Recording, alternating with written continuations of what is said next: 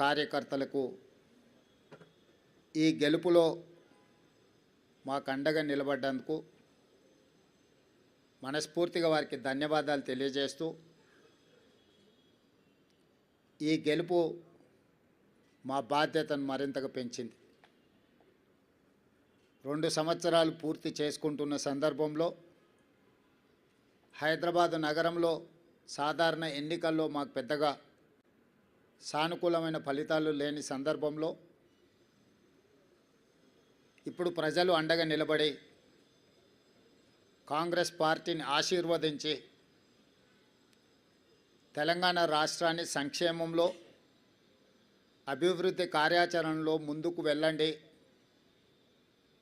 బాధ్యతతో ఈ కార్యక్రమాలను నిర్వహించండి అని చెప్పి మమ్మల్ని ఆశీర్వదించడం జరిగింది. దీన్ని ప్రజల యొక్క ఆశీర్వాదంగా, దీన్ని ఒక బాధ్యతగా కాంగ్రెస్ పార్టీ నాడు స్వీకరించడం జరిగింది. ఎన్నికల్లో నెగ్గితే ఉప్పొంగిపోవడం, ఓడిపోతే కుంగిపోవడం అనేది కాంగ్రెస్ పార్టీకి తెలీదు.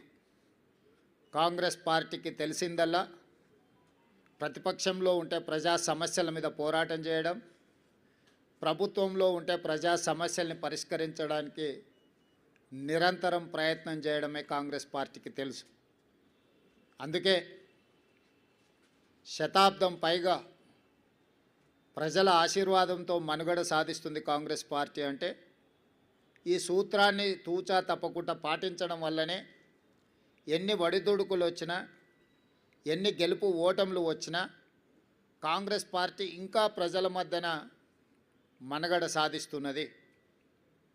అందుకే ఈనాడు జరిగిన జూబ్లీహిల్స్ ఉప ఎన్నికల సరళిని మీరందరూ గమనించారు.